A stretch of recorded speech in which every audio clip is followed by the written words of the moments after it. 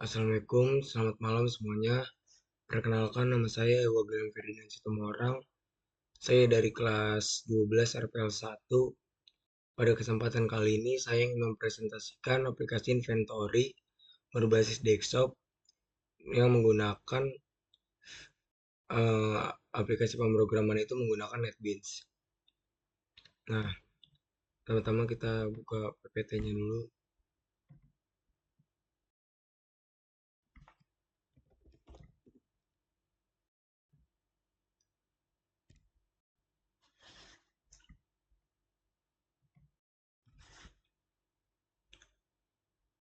Nah, di sini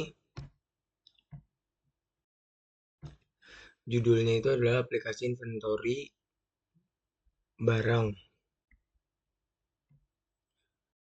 Nah, aplikasi inventory barang ini berbasis desktop menggunakan code editor Java SE dan MySQL versi 8.0.30. Latar belakang. Dalam operasional minimarket, pencatatan stok barang secara manual sering menimbulkan kesalahan, kehilangan data, dan kesulitan pelacakan. Untuk mengatasi hal tersebut, dibutuhkan aplikasi inventory yang mencatat transaksi barang masuk dan keluar secara digital, akurat, dan mudah digunakan. Dengan sistem seperti ini, pengolahan barang menjadi lebih efisien dan terkendali. Nah, untuk fungsi dan manfaatnya, fungsinya itu adalah mencatat mencatat transaksi barang masuk, yang kedua adalah mencatat transaksi barang keluar, yang ketiga adalah manajemen data barang dan pemasok, yang keempat adalah pembuatan laporan. Untuk manfaatnya sendiri yaitu mempercepat proses pencatatan barang masuk dan keluar secara otomatis, meminimalisir kesalahan dalam pencatatan stok dan transaksi, serta memudahkan petugas dalam menyatukan jumlah stok secara langsung. Lalu pada sasaran pemasaran, aplikasi inventory barang ini ditujukan untuk berbagai instansi dan organisasi yang membutuhkan sistem pengolahan barang yang efisien dan terstruktur, seperti sekolah dan institusi pendidikan, lalu perkantoran dan instansi pemerintahan, serta gudang dan toko retail. Untuk hak akses dan fiturnya sendiri itu tersedia hanya admin. Untuk fiturnya sendiri itu ada panel admin, ada kelola data barang, ada kelola operator atau petugas, lalu ada kelola divisi, lalu ada kelola supplier, dan terakhir ada pembuatan laporan.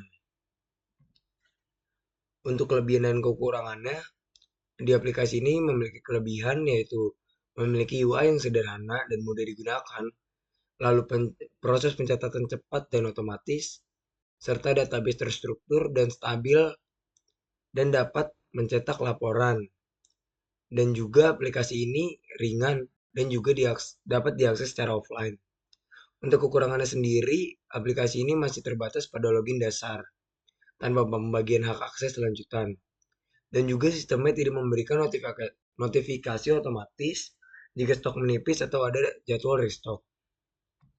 Untuk flowchartnya sendiri, ini adalah flowchart aplikasinya. Pertama-tama itu start, lalu masuk ke page login, lalu input username dan password. Jika valid, maka masuk ke page dashboard. Jika tidak valid, maka akan tetap di page login. Di page dashboard ini terdapat yang pertama ada profile, yang kedua ada data supplier, yang ketiga ada data divisi, yang keempat ada data petugas, yang kelima ada data barang, yang keenam ada data kategori, yang ketujuh ada transaksi barang masuk, ke-8 ada transaksi barang keluar, yang ke-9 ada cetak laporan, dan juga yang ke-10 ada logout. Lalu, jika memilih pada bagian profile, jika iya akan menampilkan page profile dan juga create password profile. Jika tidak ingin masuk ke profile, maka akan ke data supplier. Jika iya, menampilkan page supplier, lalu CRUD data supplier. Lalu jika bukan ke data supplier, maka akan masuk ke data divisi. Jika iya, akan menampilkan page data divisi dan lalu CRUD data divisi. Jika bukan menu ini yang ditujukan, maka akan masuk ke data petugas. Jika iya, akan menampilkan data petugas dan juga CRUD data petugas. Jika tidak, akan masuk ke bagian data kategori barang. Jika iya, maka akan masuk ke halaman data kategori barang, lalu CRUD data kategori barang. Jika tidak, akan masuk ke dalam transaksi barang masuk, yaitu akan menampilkan page transaksi barang masuk. Lalu transaksi barang keluar, jika iya, akan menampilkan page transaksi barang keluar, lalu cetak laporan barang keluar. Jika tidak, ada cetak laporan. Jika iya, akan page cetak rekap data barang, yaitu persediaan barang, ada barang masuk dan juga barang keluar. Lalu akan cetak rekap data barang yang ingin kita cetak, yaitu persediaan barang, ada barang masuk dan juga barang keluar. Jika tidak, akan masuk ke bagian logout. Jika memilih bagian logout, akan kembali ke bagian ke page B, yaitu adalah page login. Lalu N.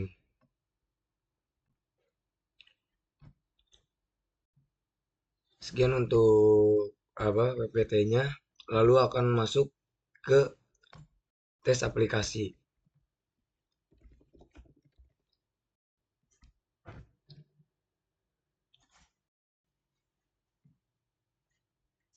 Pertama-tama kita akan membuka Laragon terlebih dahulu untuk memulai data agar bisa digunakan, agar aplikasi bisa digunakan.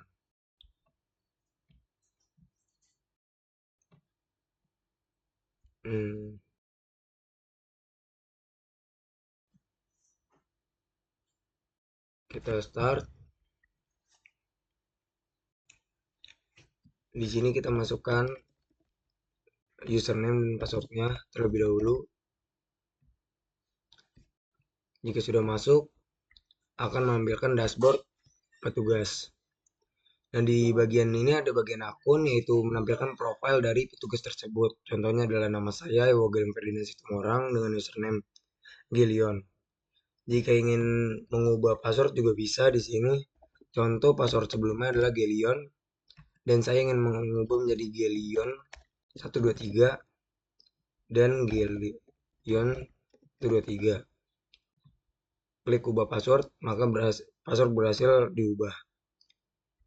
Lalu pada bagian master, ini berisi bagian untuk menginput data supplier. Di sini contoh kita ingin menginput supplier baru dengan kode S005 dengan nama supplier adalah PT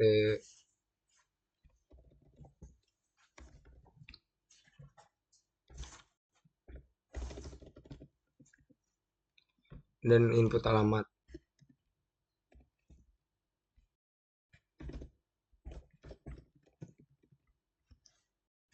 Nah, di sini jika klik simpan maka datanya akan disimpan. Dan jika ingin mengubah data ini juga bisa untuk mengubah data. Contoh ini seperti ini. Maka data akan disimpan. Data yang telah diubah akan disimpan. Dan jika ingin menghapus data, ini tinggal klik ini, maka data akan terhapus. Lalu di sini ada bagian data pelanggan. Di sini juga bisa digunakan untuk menginput untuk CRUD data pelanggan. Lalu di sini ada data pegawai. Di sini data pegawainya ada dua, yaitu Rinaldi Pratama Putra dan nama saya. Nah, di sini untuk bagian mengisi data petugasnya. Di sini ada bagian data barang. Di sini digunakan untuk menginput data barang yang ingin dimasukkan pada aplikasi. Dan di sini juga bisa di sini admin juga bisa CRUD data barang. Dan yang terakhir pada bagian master adalah terdapat kategori barang. Di sini kita bisa memasukkan nama dan nomor rak dari data barang tersebut,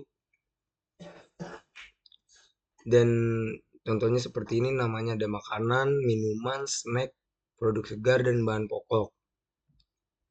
Lalu kita lanjut ke bagian transaksi. Terdapat dua transaksi pada aplikasi ini, yaitu transaksi barang masuk dan barang keluar.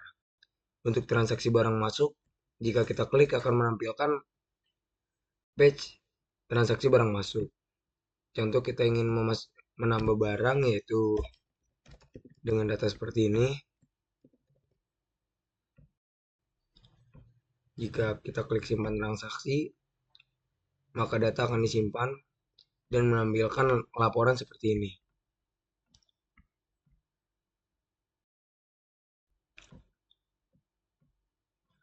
Lalu pada bagian transaksi barang keluar juga sama seperti yang tadi. Jenis transaksinya kita pilih penjualan. Contohnya adalah barang yang tadi, Indomie rendang 100.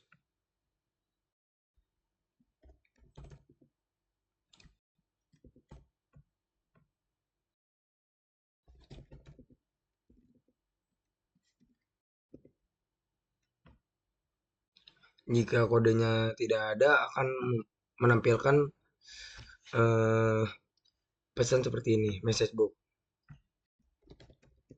Jika kodenya sesuai, maka akan menampilkan seperti nah di sini jika kode barangnya sudah ditambahkan, maka tidak dapat menambahkan kode barang yang sama. Lalu kita simpan transaksi. Nah, akan menampilkan report seperti ini.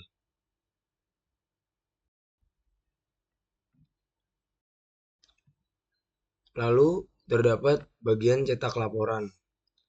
Di sini pada persediaan barang, kita klik cetak, maka akan menampilkan persediaan stok dari barang yang tersedia pada aplikasi.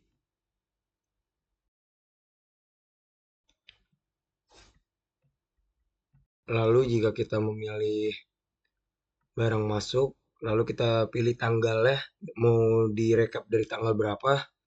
Contoh diambil dari tanggal 7 Juli sampai sekarang tanggal 21 Juli. Lalu kita klik cetak, maka akan ditampilkan report transaksi barang masuknya itu apa aja. Contohnya seperti ini. Dari dan sampainya ini tertera di sini.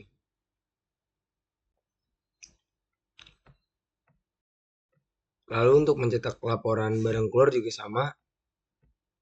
Di sini kita akan memasukkan tanggal ya, dengan tanggal yang sama. Untuk barang keluar sendiri kurang lebih tampilannya sama seperti barang masuk rekapannya. Lalu jika sudah, terakhir kita bisa keluar, lockout. Nah, akan menampilkan kembali ke eh, apa namanya? Ke page login awal. Sekian presentasi dari saya. Kurang lebihnya mohon maaf. Terima kasih.